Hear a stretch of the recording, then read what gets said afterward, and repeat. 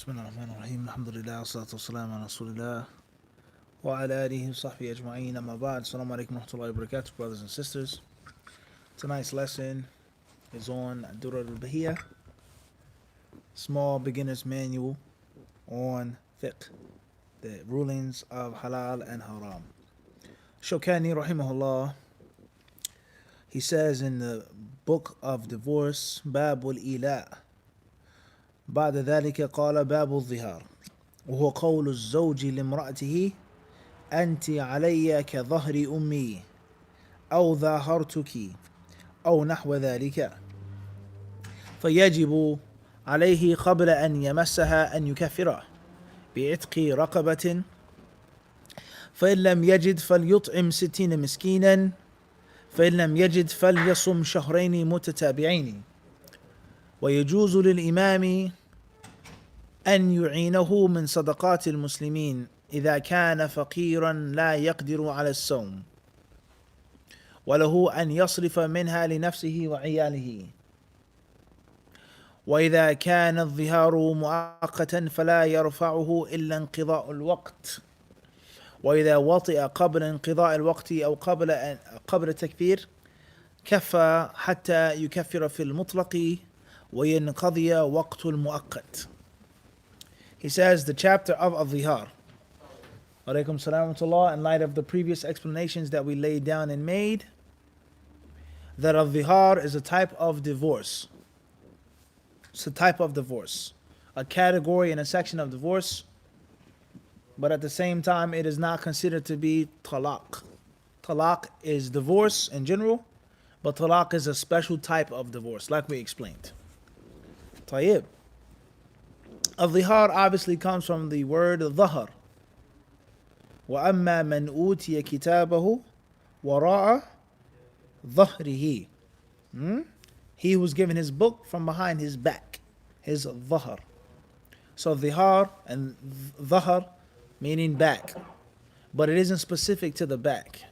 If a man said that his woman is like his foot, or his hand, or his face, or any part of his mother's hand, his mother's face, not his, then it's the same ruling. So it is making a resemblance and a comparison between your wife and your mother's back. Getting angry, frustrated, any type of cultural reference or practice, and a man says to his wife, "You're to me like my mother's back." Zihar. Or you're to me like my mother's foot, or toenail, or fingertip, or eyelid, or any part of his mother's body is the same ruling as Al-Zihar. And the only reason why it's called Al-Zihar is because of the back. And that was the most common thing that the Arabs said when they wanted to do this act. Like my mother's back. Let alone the back being very symbolic to the human being. The central part of the human. The back, the backbone. We've broken the enemy's back. We may have broken their legs or their arms. They can't fight anymore, but we've what? Broken their backs. Or we say this is the straw that has broken the what? Camel's back. What if it snapped the camel's neck? But the back is symbolic, all right? So that's what's meant by Al-Zihar. Now you may ask yourselves the question, well, what does this have to do with us in 2019, 2020? I live in Canada. I live in Australia. I live in Sweden. What does it have to do? Who goes around divorcing their wife like that? Who says to his wife, "You are to me like my mother's back"? Who says that? If you ask this question, what's the practical benefit of this class and of this chapter? We say there are many practical benefits. And from those practical benefits is that this is a part of the study of the Quran. It's a part of the study of the Quran. And anything that allows you to have a better understanding of Allah's words and a greater appreciation of Allah's words and the ability to practice them in your daily life is definitely worth it. Let alone the fact that this could take place and happen to you or someone that you know. But it's in the Quran. And if it was no practical benefit and it didn't exist, and if it was going to be extinct and outdated and become obsolete after the Arabs, after the time of the Prophet, Allah wouldn't have kept it in the Quran. So that's the general rule. Anything that allows you to understand the Quran better and to value and appreciate it more is going to be a benefit in you learning. And Al-Zihar has been mentioned in the Quran. Just like Al-Ilah has been mentioned in the Quran. This is for the layman 9 to 5 Muslim. As far as the talibul ilm, the imam, the scholar, the resident scholar, the mufti, the qadi, especially the da'i, then no one can express in words the value of knowing these things. Because you're at speaker's corner, you're somewhere on the train, you're at work, you're at school, you're in Wawa or 7-Eleven, wherever you are, and a non-Muslim comes up to you and says, hey, I read this in the Quran. What does this mean? Or you're having a debate and you're talking Islam means peace, and the Muslims are this, and there are equal rights, and women and men are the same, and a non-Muslim raised, they say, well, verse 3 such and such says this. And verse 59, surah such and such says that. Explain this. And you've never even heard of the term or the concept. You've never even heard of the term or the concept, let alone mastered it, understood it. You're going to be what? You're going to be stuck. And then people are going to look at you like, wow, this guy doesn't know his religion. He's not well versed. He was hiding something from us. There is no such thing as equal rights in Islam between men and women. Women are beneath the men's feet. Men, all they have to do is just say this, you're to me like my mother's back. Then what can you say? You're dumbfounded. So all of these different issues, these fiqh issues, hadith issues, they're very important for a caller to Allah subhanahu wa ta'ala. And when you call to Allah, everything is not going to be roses and peaches and sweet and easy. They're going to be non-Muslims who read. They're going to be non-Muslims who hate you and hate what you're saying and what you're calling to. And they're going to be non-Muslims who have been strategically trained to find your faults and pick apart your argument and call you an apologetic. And if they get the crowd to lose trust and respect and faith in you, then the fight is over. Don't listen to anything he has to say about Islam. He's not even telling you what's in the Quran. He doesn't know what's what? In the Holy Quran. So how can he explain what's meant by this context and this verse? Kill them when you find them. You say that's not the proper understanding of that verse. Islam does not support for you to just take someone's life, to take your own life and so on and so forth. If they can prove that you lack the thorough understanding of the Quran, they can say that that verse does mean that. So you have to have a mastery of the sciences if you want to give dawah to all. Giving dawah to some people, of course. But you're talking about public speaking, colleges, TV shows, radios, international platforms, you have to be what? Well versed. And the fiqh of the Quran is of no less value than the aqeedah of the Quran. Because these things, they do come up. And I don't want to, the non-Muslim says, I don't want to talk to you about submission to God. We don't want to talk about that.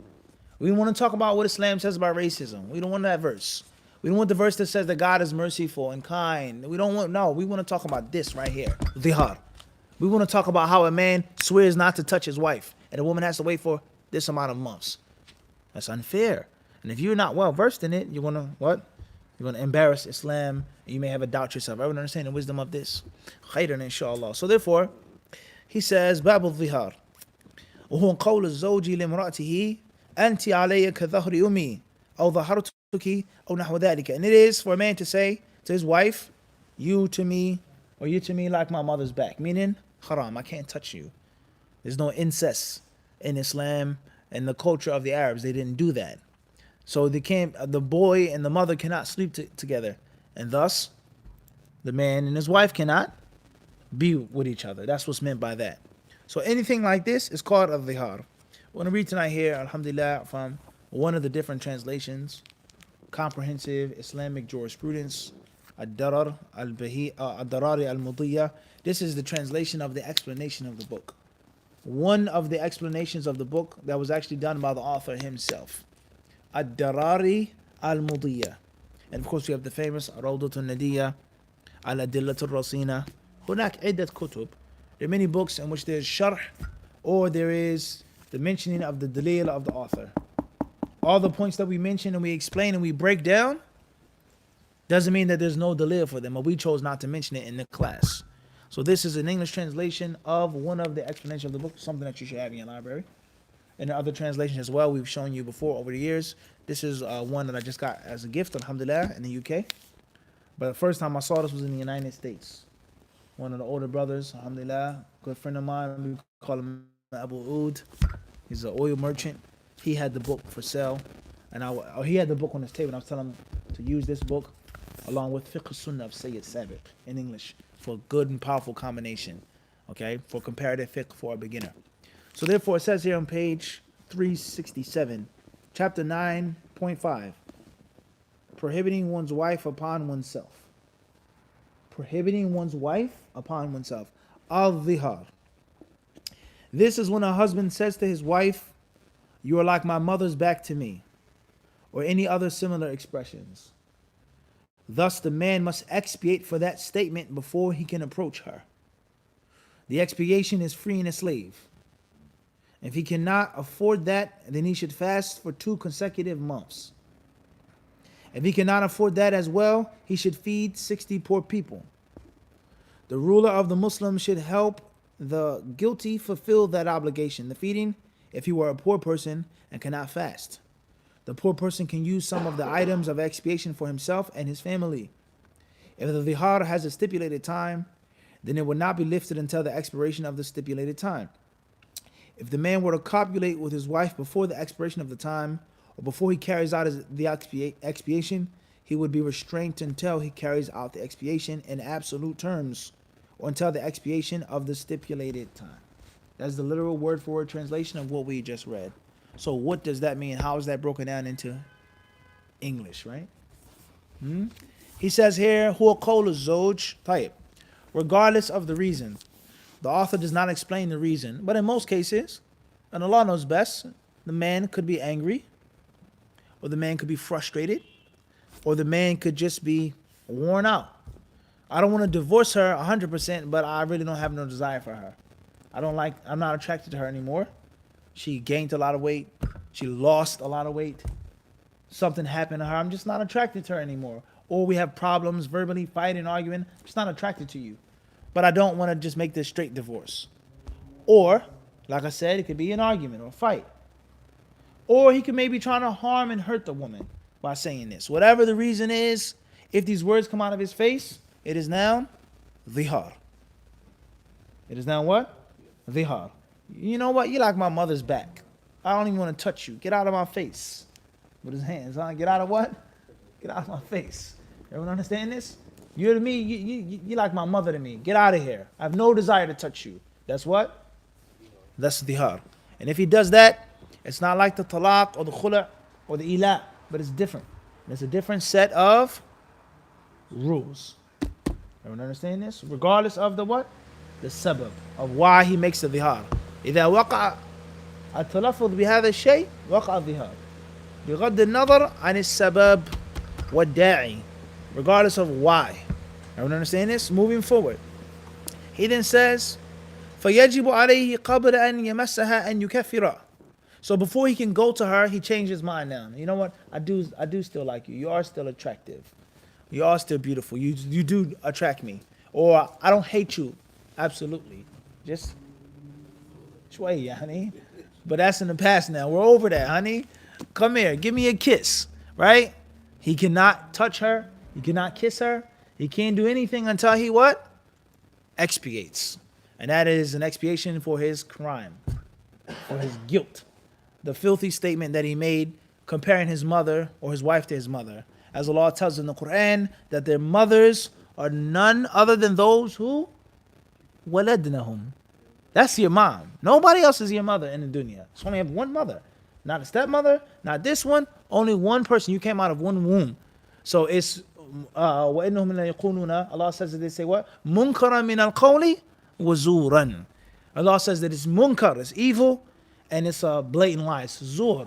So Allah Azza wa Jalla is clearly condemning this jahili practice. But at the same time, Allah is not abolishing its existence. And this is tremendous Quranic wisdom.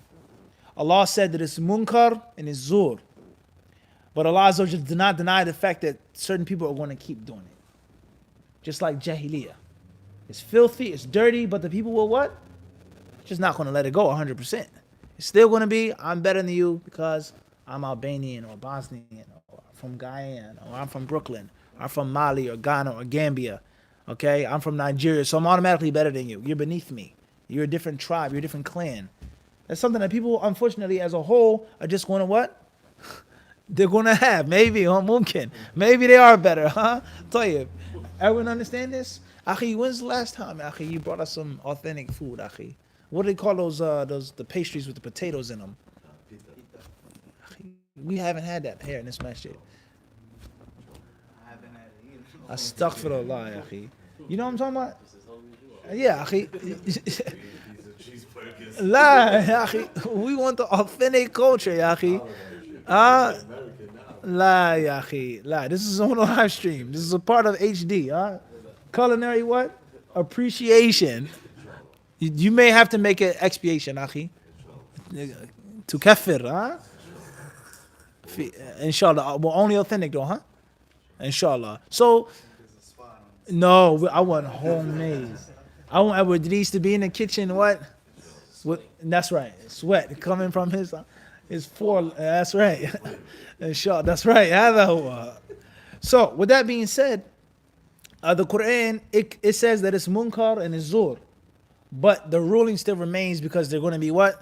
People who just keep doing it. So that to me is a pragmatic, it's an extremely pragmatic method of dealing with real life problems. You don't always need to try to get rid of it and abolish it. It's going to be there. People are going to do it. So try to regulate it, try to manage it, try to warn from it, try to minimize it, try to stifle it. People are always going to take drugs. They've been taking drugs and they're going to keep taking drugs. But you can't walk down the street and do it. You can't do this. Kids, you can't. You understand what I'm saying to you? And oftentimes people they get caught up in the actual problem trying to abolish something that they don't have the power to what? To actually abolish. And that energy, that time, the money is spent and trying something that's impossible or if not very difficult instead of what? Stifling it. Listen, you have your territory. Do not come on this side of this avenue with that stuff. Whoever wants it, whoever's low enough to take it has to what? Gets to go far and get it. But no, how could that? Put limits and things like this. And Allah surely knows best. Right. So it says here, he cannot touch his wife. He cannot be with her before he makes the kafara. And this kafara, he says, is one of three things. Or three things, but in order.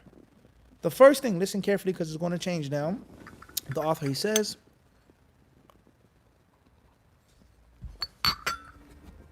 فَيَجِبُ عَلَيْهِ قَبْلَ أَنْ يَمَسَّهَا أَنْ يُكَفِّرَ.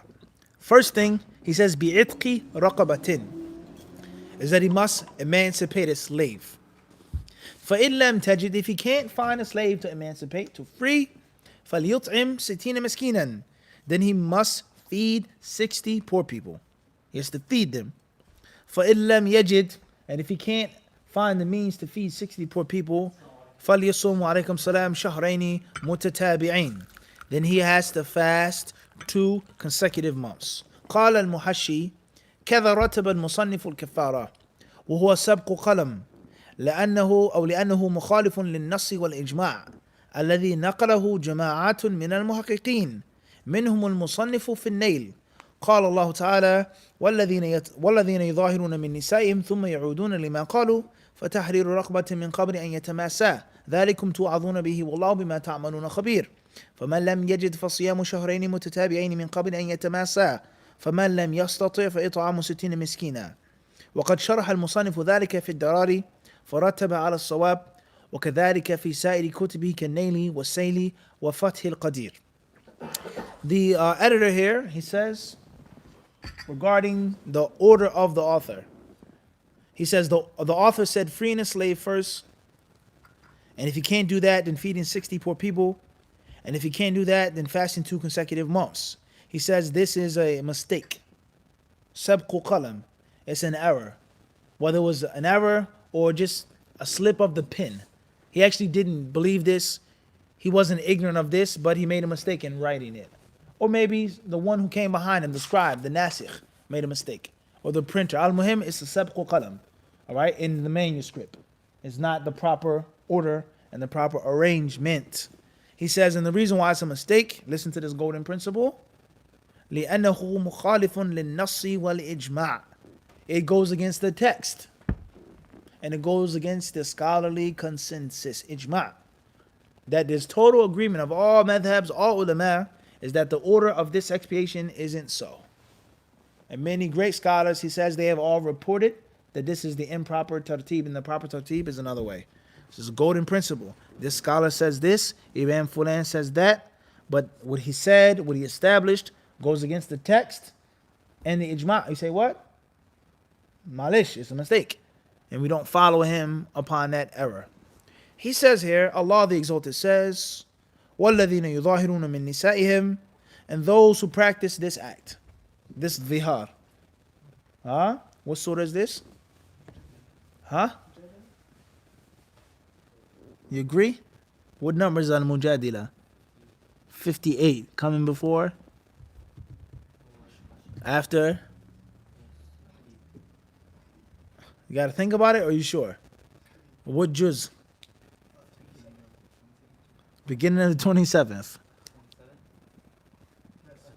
How can it? 27th and 28th, which one? You sure? Sharpen up, right? Huh? Tahib. So Allah, He says, was translated to mean, وَالَّذِينَ, He says, and those who make zihar from their women, ثُمَّ يَعُودُونَ لِمَا قَالُوا, and then they change their mind. Like I said, you're not so bad after all, honey. I do love you. I do want to be your husband. ثُمَّ يَعُودُونَ, they go back to it. لِمَا قَالُوا, Allah says, فَتَحْرِيرُ, then they must do what? Allah says what? فَتَحْرِيرُ رَقَبَةٍ, before they what? Yata massa, before they come in contact with each other. Are we understand this? Allah Azza wa Jalla, He then says, ذَلِكُمْ تُعَظُونَ بِهِ وَاللَّهُ بِمَا تَعْمَلُونَ خَبِيرٌ. This is the admonishment that you're given from Allah. And Allah knoweth, and He is ever aware of that which you do. That which you perform, that which you feel, that which you think, that which you said, that which you want deep down inside. Allah what? He is ever aware. You see the wisdom that the scholars of Islam mention of certain names and attributes being mentioned at the end of certain verses. And in most cases, when there's a verse that talks about a ruling, a hukm, buying, selling, marriage, divorce, whatever that ruling is, Allah Azza wa Jal, He begins, or oftentimes He ends that verse with one of these names. Allah knows all. Allah is all wise. Allah is Azizun Hakim. Allah is Ghafurur Rahim. Wallahu Ghafurun Halim. Wallahu Sami'un Alim. Are we understanding this? And it's a connection. And this is from the secrets of the Quran. This is from the balagha of the Quran, and the secrets, asrar, al-ma'ani of the Quran. And that is, Allah is telling you, by you only having this amount of divorces, by you not being able to travel like this, by you having to write this will and give this amount to this person, it's mercy. And it's wisdom. And Allah knows that that's better for you than doing the opposite. Everyone understand this? And the Muslim who reads the Quran, the more he understands this, the more value and appreciation he has of those texts. And that is extremely powerful in da'wah. Why do women have to obey their husbands? Why are men qawwamuna? Why do men take care of women? Why does a woman get less than a man? Allah is more merciful to the woman than you are to her. Allah is more merciful to the slave in the institution of slavery than you who say free him and emancipate him. Allah is more merciful to the one who's going to die on the battlefield when Allah talks about fighting in His cause. And Allah is all wise. Allah knows as that the people will never leave this alone and leave that alone. There's no way that they're going to leave both alone. So the lesser of the two harms is picked and chosen for the ruling, and that there is loss of life or loss of property or separation. Everyone understand this? Because Allah is more wise. Wallahu ya'lamu wa antum la ta'lamun. Allah knows more than you do. You think that you know, you think this is best for the human race, you think this is best for society, you think it's unfair, but Allah knows that it is the opposite. Everyone understand this? So Allah Azza wa Jalla, He says, فَمَنْ لَمْ يَجِدْ, and those who do not find a slave to free, فَصِيَامُ شَهْرَيْنِ مُتَتَابِعَيْنِ مِنْ قَبْلِ أَنْ يَتَمَاسَا, then they must fast 2 consecutive months before they touch. Last but not least, Allah says, فَمَنْ لَمْ يَسْتَطِعْ, he who can't do so, then what? فَإِطْعَامُ سِتِّينَ مِسْكِينًا, then he has to feed 60 poor people. So the error in the text is what? He put feeding before fasting.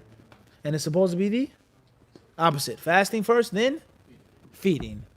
And there's a wisdom behind that, and the tartib, the order. and difficulty and ease if a person can't do it, so on and so forth. Khayran, the commentator then says, the author himself has explained this in other books, such as this sharh. So that proves that it was a what? Aywa, sabqu qalam. It wasn't an actual khata ilmi, a mistake that he actually thought, a mistake of theory. Hada huwa, slip of the tongue, not what's in my what? Allah knows best. Moving forward, he says here, in that book, he put it in the proper order, and the rest of his books, Nail al-Awtar, Asayl al-Jarrar, and Fath al-Qadir. And this is a very important principle for a student of knowledge, and that is to gather all of the evidence and to gather all of the context clues. And you'll find out what a person meant by this statement. I've done 4 lectures on the topic. One lecture is a vague statement, an inexplicit statement.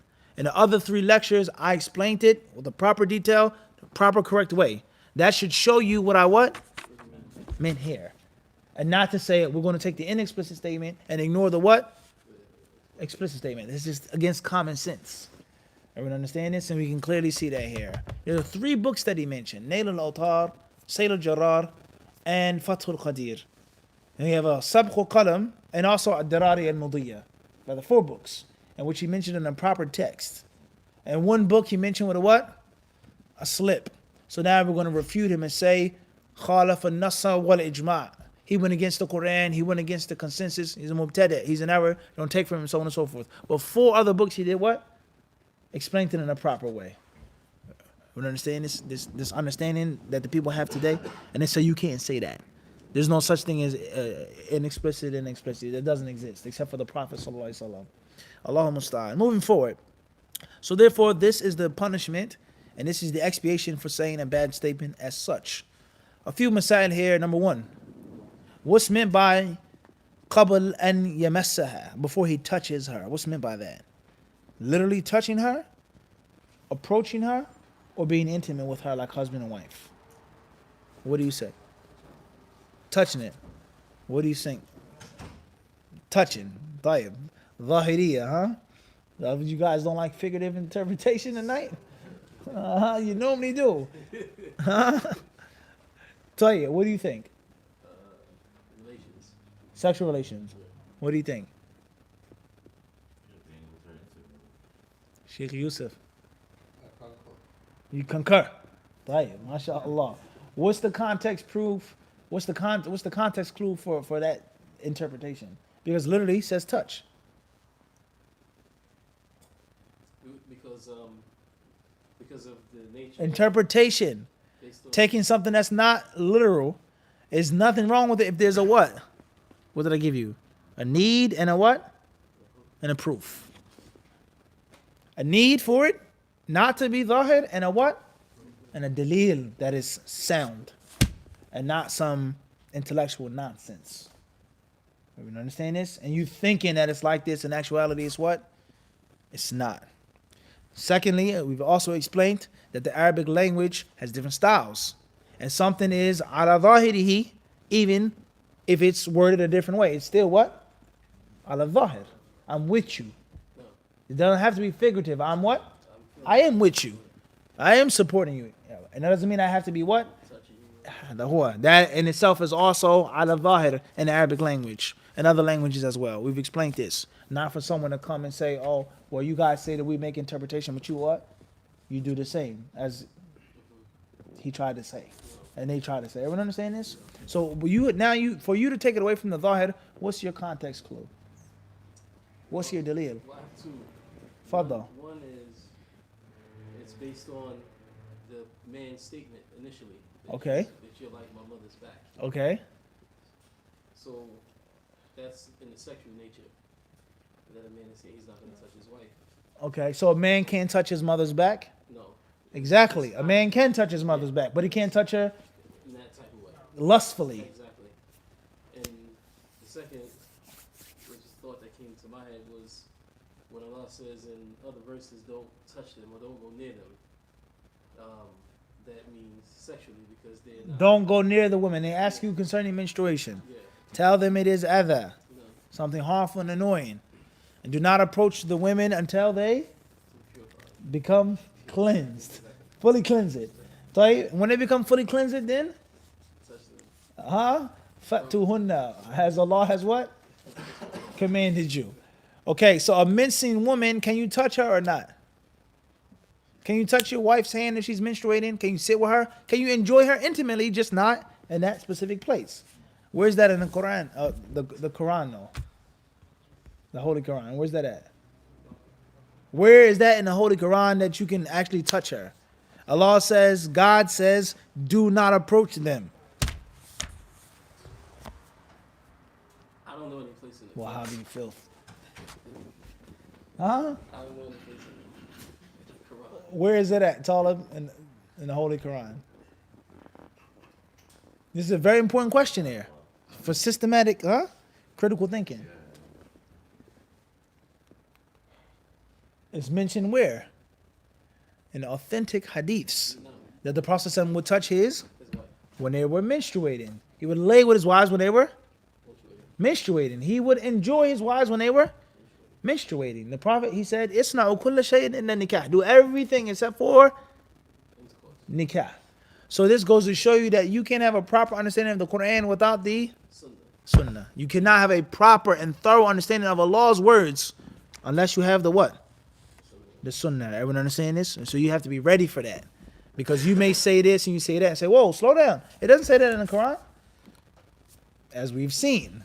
You have to know what's in the book and what's in the books. Everyone understand this? So therefore Allah says, do not approach them. Do not come near them. Right?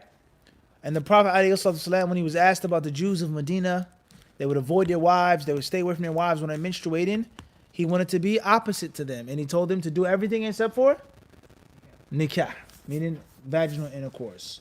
Touching your wife, hugging your wife, kissing your wife who's menstruating, there's nothing wrong with that. That proves what's meant by that verse. And do not taqarabuhunna hatta yatahun. Don't come near them until they become pure, i.e., in that manner.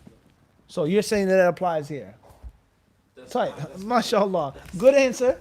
Jazakallah khairan. You brought two context clues. Now, my next question, my final question is, who has preceded you in this tafsir from the ulama?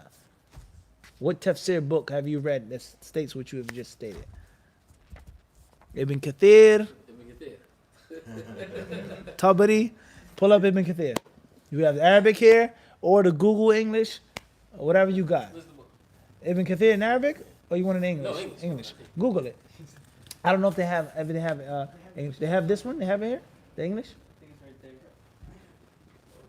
Type. Everyone understand this? You want to be thorough in your what? Your argument, and what you leave no loopholes for someone to come and what? Say you're lying or you're making it up. Everyone understand this? Type. So therefore, he says that you to me are like my mother's back. And if his mother fell down the steps, he could do what? Pick her up. Aywa. If his mother had a backache and he had to put a hot blanket on her back, he could what? Wa alaikum assalam wa rahmatullah. He could do what? Whatever he has to do to touch her back, but he can't do what? Lustfully touch his back.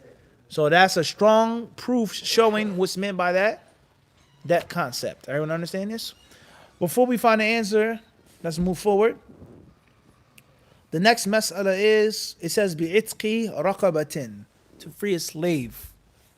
What's meant by that? Does the slave have to be a Muslim slave? A believing slave? You say no? Are there any other verses in the Quran that stipulate a believing slave?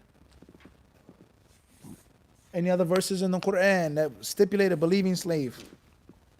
No other verses in the Quran that stipulate a believing slave? Sheikh Yusuf. Surah An-Nur. Alati hiya. Fadal. Ma hiya. What other verses in the Quran talking about a believing slave? The word raqaba. A neck. Are there any other verses that talk about a believing neck? Neck of a believing slave? Huh. Right, before we get to that answer, if we get to that answer tonight, what is the ruling on someone who can't find a slave to free? A person says there's no outward slavery in the modern world today. One argues and he makes this claim. And he says, even in countries like Mauritania, in which Allah knows best, we've heard what the news has to say, and the BBC and Jazeera and so on and so forth. But actual people from Mauritania have told us and explained to us that it's not necessarily like that, and which is actual slavery, circumstances and scenarios, and a person lives like they're a slave among a family out of desperation and being stranded, but it's not what they try to make it to be. Al-Muhim, in most countries around the world, the traditional, conventional, orthodox slavery is banned and outlawed. So I said this to my wife, or about my wife. Now, what do? There's no slave to free. Do I go to the second step of the expiation? Or do I find out the value of a slave? What a slave used to be 50 years ago, or 100 years ago, or 200 years ago, or 300 years ago. Very important issue now. Go to the second step, you say. Everybody agree with this? It's a fiqh principle. You can't do something. You do what you can from the thing, or you go into the next option. Next option. You concur, Sheikh? Talib, what you think about that? Huh? Try to fulfill the first one the best way you can. If you can't actually find a slave, then find the price of a slave. What's meant by a slave if no details are given? A boy slave, girl slave, male, female. Certain slaves of different races and ethnicities were more expensive than others. Skin, reading, etc. Now, the issue of we're all slaves of Allah. There's no doubt about that. That's the practicality of implementing the proper understanding. All right. Another issue, masala ukhra, is this is an example of how Islam encourages the emancipation of slaves. Islam encourages it, and it offers different options for people to free a slave by the mistakes that they make. Moving forward, what you got? Fadal? Iqra. Let's see how good this translation is. Fadal. Go, brother. Okay, so. Bismillah, alhamdulillah. Ibn Kathir, may Allah have mercy upon him, says, I mean, in reference to verse 222, so they ask you concerning menstruation, saying that is an other, therefore keep away from women during menses, and go not in unto them till they are purified. And when they have purified themselves, then go in unto them as Allah has ordained for you. Truly Allah loves those who turn unto Him in repentance, and loves those who purify themselves. And then it goes to verse 223. After that, the subject, the topic is mentioned. Sexual intercourse with menstruating women is prohibited. Then he mentions Imam Ahmed recorded that Anas said that the Jews to avoid their menstruating women. They would not eat or even mingle with them in the house. The companions of the Prophet ﷺ asked about this matter, and Allah revealed, they asked you concerning menstruating women. Say that it is an adha, therefore keep away from women during menses, and go not unto them until they are purified. So, now, this is something talking about not approaching the menstruating woman at all, or just concerning that one act. And where is the tafsir we want and we need from? Well, that's not what I was basing. هذا هو. What you got? Hold that. Keep that though. It says, those among you who make their wives unlawful to them by zihar, refers to zihar, which is derived from Ad-Durar, meaning the back. Clear. Moving forward. And then it says,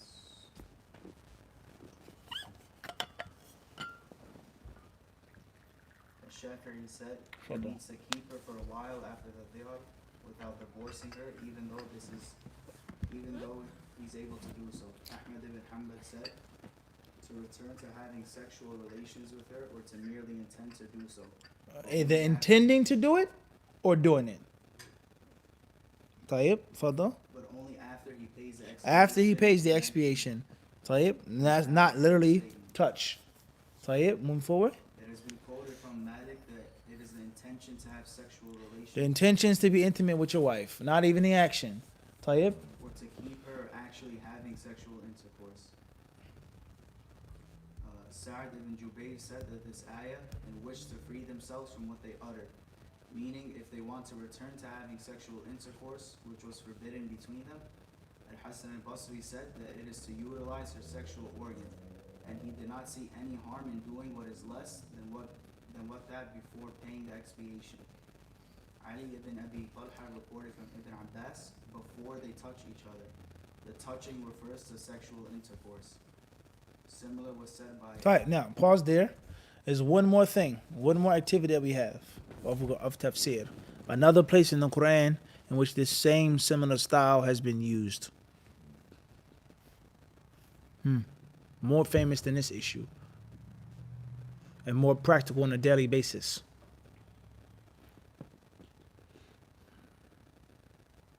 Anybody know? Anybody have a clue, an idea?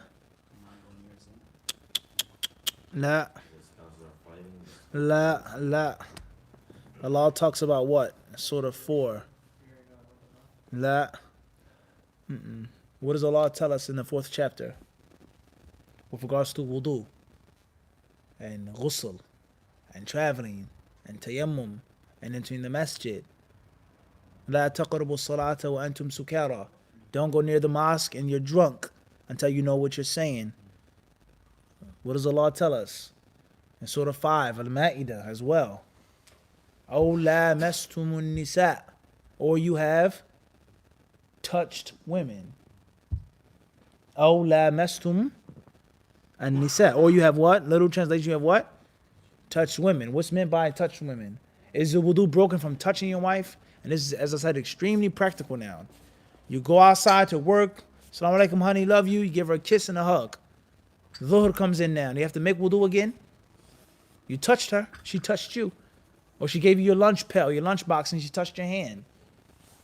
Wudu broken or not? Kissed her? Regardless. Sheer touching, lustfully or not. هذا هو. That's the issue. Everyone understand this? From one thing you learn what? 10,000 other things now. What's meant by that ayah? أَوْ لَا مَسْتُمُ النِّسَاءَ. Or you have touched women. Touching or touching. Everyone understand this? So similar principles can also be applied there. And that's the issue over which the ulama differ.